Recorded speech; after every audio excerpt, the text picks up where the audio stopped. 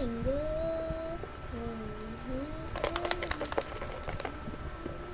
Okay na. Jay, bunot na. Ito, nakasulat na ako eh. Sa likod.